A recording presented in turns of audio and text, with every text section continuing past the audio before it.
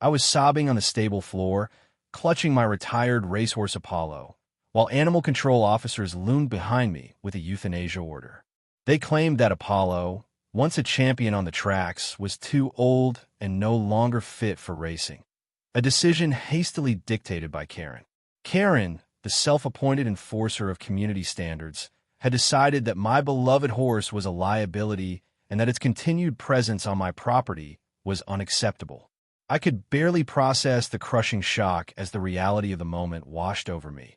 Here I was, heartbroken and desperate, facing a fate I never imagined for Apollo, the horse that had carried my dreams across countless racetracks. Little did they know, Karen's overreach had missed one crucial legal detail, a detail that would soon flip the entire narrative on its head. Cedar Hollow Farms had always been a sanctuary of both tradition and passion. Nestled on a sprawling piece of land at the edge of our small town, the farm was more than just a livelihood. It was a legacy. My family had raised racehorses for generations, and Apollo was the crowning jewel of our bloodline. Once a nimble, prize-winning steed, Apollo had retired gracefully, its years on the track a proud testament to our heritage. The farm itself was a patchwork of fields, stables, and winding country roads, where the beauty of nature blended effortlessly with the sweat and determination of hard work. Life at Cedar Hollow was simple but honest. Each sunrise brought hope, and every sunset was a time for reflection. I took immense pride in every aspect of the farm, from the meticulously maintained stables to the rolling pastures that served as a playground for my horses. In stark contrast to this peaceful haven stood Cedar Hollow Estates, a nearby gated community known for its impeccable lawns, uniform homes, and, most notably, its Draconia Homeowners Association, HOA. At the helm of the HOA was Karen Lawson, a woman in her early 50s with an iron grip on what she considered proper community order. Clad in impeccably pressed suits, armed with a clipboard and a sharp tongue, Karen patrolled the estates with a single-minded focus on enforcing the rules, no matter how trivial. Whether it was the color of a mailbox or the height of a hedge, nothing escaped her scrutiny. Karen's obsession with conformity had led her to target anyone who dared to deviate from her rigid vision. I'd always dismissed her as a petty bureaucrat more interested in minutiae than in the real pulse of the community. But when she set her sights on my farm, specifically on Apollo, I knew that her fanaticism had reached dangerous new heights. Citing a vague regulation about unapproved animal presence and claiming that a retired racehorse was a public nuisance, Karen had orchestrated a campaign against Apollo. Her demands were swift and severe. The animal was to be removed from my property and euthanized, all under the guise of public safety and community aesthetics. To me, Apollo wasn't just a horse. It was a living symbol of my family's legacy, a cherished companion, and the embodiment of the freedom and grit that defined Cedar Hollow Farms. The thought that Karen could single-handedly decide its fate was not only unjust, it was a personal betrayal. And in a community where every decision was dictated by the narrow interpretations of the HOA, I realized that I had to fight back. I had to protect not only Apollo, but the very right of every property owner to live and preserve what they loved without interference from overzealous enforcers of conformity. The conflict erupted on a chilly winter morning when I received the official notice, a stern, bureaucratic order demanding that Apollo be surrendered to animal control. The document was laden with legal jargon and fines that totaled nearly $50,000, a sum intended to force me into compliance. I was devastated. I recalled all the years of training, the countless races, the victories, and even the losses that had defined Apollo's illustrious career. Now, all that history was being reduced to a paper fine and an order for euthanasia. Determined to save Apollo, I immediately began to gather evidence to contest the HOA's decision.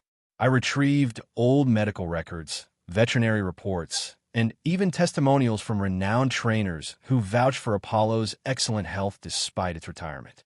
Every document told the same story, that Apollo was a champion in its own right, a symbol of endurance and legacy, not a burden to be disposed of. Yet, Karen's argument was that the horse was unapproved because it no longer met the community's standard of youth and athletic prowess, a regulation she had twisted to suit her own biases. As I compiled my case, I couldn't help but reflect on the history of the farm. Cedar Hollow Farms had always been a place where tradition was honored and innovation was celebrated. My ancestors had built a legacy on the racetracks, and every horse was treated as a cherished member of the family. The very thought that a state-appointed enforcer like Karen could override centuries of tradition with a single, arbitrary order was both infuriating and disheartening. I attended the first meeting of the HOA board to contest the notice, armed with my evidence and a steely resolve. I argued passionately that Apollo's value wasn't measured solely by its racing career, but by the legacy it represented. I recounted stories of Apollo's victories, its graceful retirement, and the bond it had formed with our community. I cited legal precedents that protected the rights of property owners to keep animals on their land, especially those with historical or cultural significance. Despite my impassioned plea, the board seemed unmoved.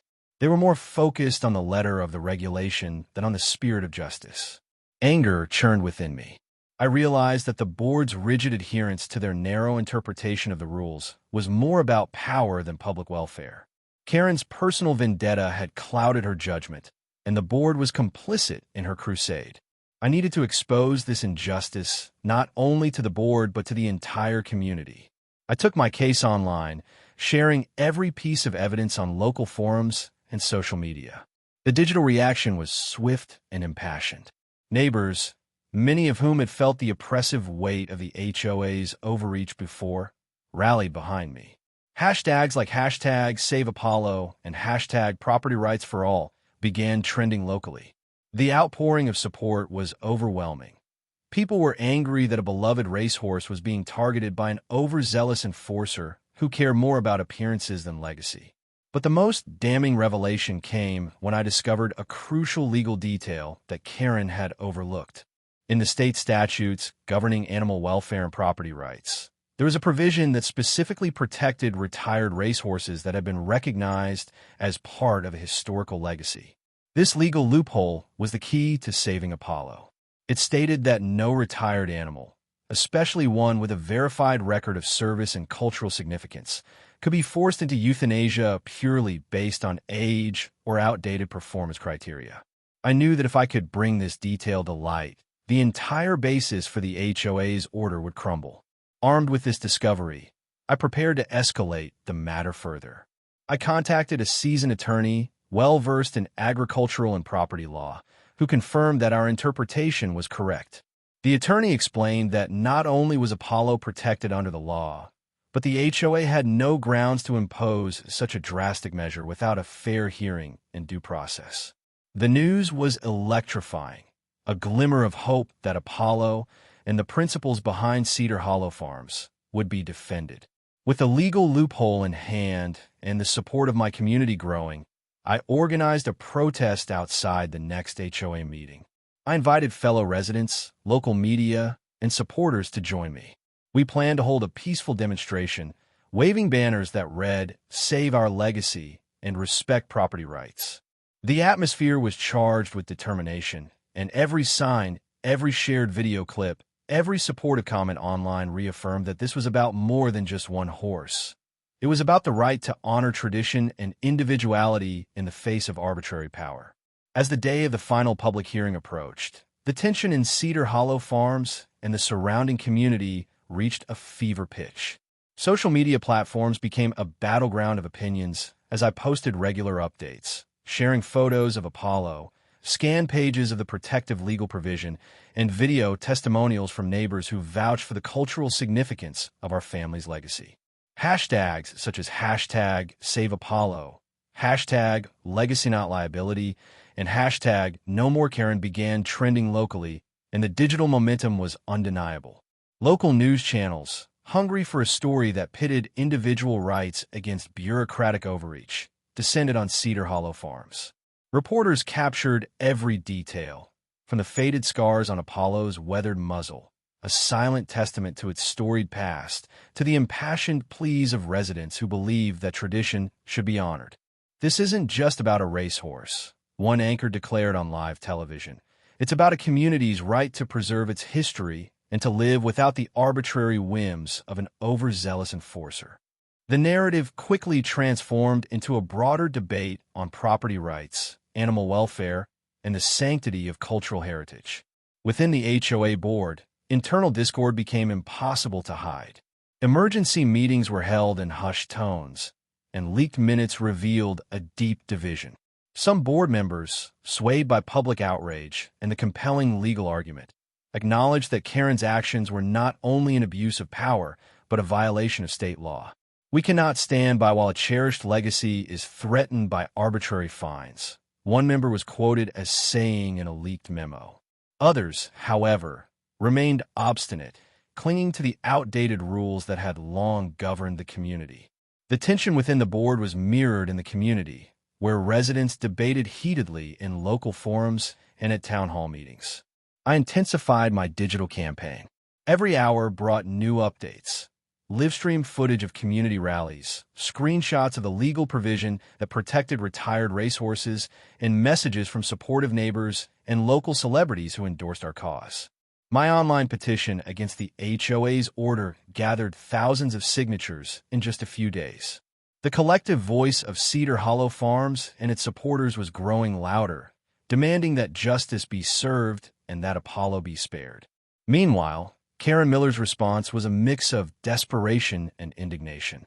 In a series of hastily recorded videos posted on her social media, she insisted that her actions were for the greater good of the community.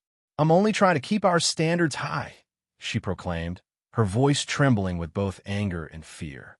But every statement she made was quickly countered by the digital evidence and the overwhelming support for Apollo. Videos of her past transgressions, fines for trivial matters, and reports of intrusive inspections began to surface, painting a picture of a pattern of abuse rather than isolated incidents. As the final public hearing loomed, the pressure on the HOA board became palpable. Neighbors organized a massive rally outside the community center, holding banners that read, "Our legacy matters," and "Protect our horses." The energy was electric, a mix of righteous anger and hopeful determination. I met with community leaders, local activists, and the attorney who had confirmed the legal loophole, and together we strategized on how best to present our case. We knew that this hearing was not only our chance to save Apollo, but also to set a precedent that would protect the rights of all residents against arbitrary enforcement. The day before the hearing, I distributed printed copies of our digital dossier among supportive residents. Every page was a testament to our struggle, a detailed timeline of events, photos of Apollo in its prime, excerpts of the legal text, and screenshots of social media posts from neighbors sharing their outrage. The dossier became a symbol of our united front, a document that could not be ignored. The night before the hearing, as I sat by Apollo's stall, I reflected on everything that had led to this moment. I remembered the joy of watching Apollo race across the track, the pride of preserving a family legacy, and the heartbreak of nearly losing it all to bureaucratic overreach. With a heavy heart but unyielding resolve, I promised Apollo and every resident that I would fight until justice prevailed. As dawn broke on the day of the final hearing, Cedar Hollow Farms and the surrounding community were on edge. The digital dossier had gone viral, and local news reports had already declared that this hearing could redefine community governance. Every shared post, every hashtag, every supportive comment reinforced one clear message: our rights, our history, and our legacies were not for sale. The stage was set for a dramatic showdown that would force the HOA board to confront the absurdity of their actions and the power of a community united in defense of its values. The decisive moment arrived on a crisp, clear morning in the packed boardroom at the Cedar Hollow Community Center. The room was filled with a diverse mix of HOA officials, local law enforcement representatives, community leaders, and an impassioned assembly of residents, each one determined to witness the final vote that would decide the fate of our community's property rights and cultural legacy. With a calm yet commanding presence, Councilwoman Janet Morales stepped up to the podium, her eyes reflecting the collective resolve of a community that had long been silenced by arbitrary enforcement. After an exhaustive review of all digital evidence, including time-stamped security footage, detailed logs of complaints, and the heartfelt testimonies of our residents, we have reached an inescapable conclusion. Councilwoman Morales began, her voice resonating with authority. It is abundantly clear that the actions taken by Mrs. Karen Lawson, who sought to end the life of a retired racehorse under the guise of community standards, were not based on any legitimate concern for public welfare, but were driven by personal bias and a gross abuse of power. Our community's values, honoring our history and protecting our legacies, demand that we stand up against such arbitrary interference. A heavy silence fell over the room as Morales continued. Effective immediately, the HOA board will rescind all fines and sanctions related to this case. Furthermore, we will initiate a full disciplinary review of the policies that allowed such an overreach, and we will implement new guidelines that safeguard the rights of every resident to preserve their heritage. Today's decision is not merely about saving one racehorse. It is a resounding declaration that our community will no longer tolerate the imposition of personal vendettas over matters of legacy and tradition. Her words struck a chord, and murmurs of approval swept through the assembly. At that moment, a respected community advocate, renowned for his unwavering commitment to property rights and cultural preservation, rose to speak. Today we stand united, he declared, his voice firm and impassioned. No resident should have to endure the tyranny of arbitrary rule enforcement, especially when it targets something as sacred as our heritage. Let this vote mark the turning point, a clear signal that Cedar Hollow Farms values creativity, history, and individual freedom above all else. We demand accountability, and we will not rest until every violation of our rights is rectified. His declaration was met with thunderous applause, uniting the room in a powerful call for reform. Following his address, a senior officer from the local Animal Control and Property Oversight Office presented the final dossier, a meticulously compiled record of digital evidence, expert testimonies, and legal documents that confirmed Apollo's protected status and debunked every claim made by Karen Lawson. The evidence was irrefutable. Not only was Apollo legally protected as a retired racehorse of historical significance, but every action taken against it was an abuse of power. The Internal Affairs Panel unanimously endorsed strict disciplinary measures, and the full report was scheduled for immediate public release. Councilwoman Morales concluded, "Let this resolution mark the dawn of a new era for Cedar Hollow Farms and our entire community. A community where every resident's rights and heritage are respected, and where public authority is exercised with fairness and integrity." Our vote today is a resounding declaration that we will defend our freedoms and that no one, no matter how self-righteous, can impose their will on us without accountability. Together, we stand for justice, transparency, and the unwavering right to preserve our legacies. Her final words, delivered with unwavering conviction, sealed the turning point in our battle for cultural and property rights. In that defining moment, as every face in the boardroom shone with determination and hope, the balance of power shifted irrevocably. The overwhelming digital evidence and the unified voice of our community forced the HOA board to take decisive action, a turning point that would forever reshape the governance of Cedar Hollow Farms. The days of arbitrary fines and personal vendettas were over, and a future built on respect for our history and individual rights was finally within our grasp. In the weeks following the historic vote, Cedar Hollow Farms underwent a profound transformation. News of the rescinded fines and the sweeping reforms enacted by the HOA board spread rapidly through local media and social networks, sparking fervent debates about property rights, cultural heritage, and community governance. Editorials in the local newspaper, with headlines such as "A New Dawn for Cedar Hollow" and "Community United for Legacy and Freedom," celebrated the decisive action taken to safeguard every resident's right to honor their history and live without arbitrary interference. Hashtags like #HeritageRights, #NoMoreHBullying, and hashtag Legacy Protected trended widely, reinforcing our collective determination to stand against oppressive rule enforcement. Town hall meetings and community forums saw record attendance as residents gathered to share their experiences and to envision a future where personal and cultural expression was cherished. Neighbors, who had long lived in fear of punitive fines and intrusive inspections, now spoke proudly about their right to maintain their properties as a testament to their heritage. Our land and our traditions are our legacy, one impassioned resident declared at a bustling meeting, his voice resonating with pride and determination.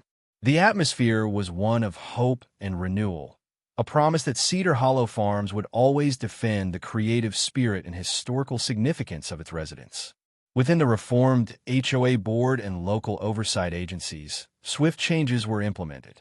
Senior officials, led by Director James Carter and Lieutenant Marcus Reed, launched comprehensive training programs focusing on ethical conduct, cultural sensitivity, and the responsible management of community resources. Regular internal audits and transparent disciplinary procedures were established to ensure that every complaint was scrutinized fairly and that no resident would ever again be subjected to arbitrary fines or punitive measures. Our duty is to protect the rights, traditions, and freedoms of every member of our community, Lieutenant Reed affirmed in a follow-up press conference, reinforcing our renewed commitment to justice and integrity. Community leaders and local civil rights organizations also mobilized to empower residents further. Workshops, public forums, and educational campaigns were organized to raise awareness about property rights and the importance of preserving cultural heritage. When we come together, our voices have the power to reshape our community, a local activist proclaimed at a town hall meeting, inspiring residents to unite and demand fairness and respect for their legacies. For me, the journey from confrontation to resolution was both deeply personal and profoundly transformative. My decision to stand up against HOA Karen's egregious attempt to end Apollo's life, and, more broadly, to suppress our cultural heritage, had not only saved a cherished family legacy, but had also ignited a movement that resonated far beyond Cedar Hollow Farms.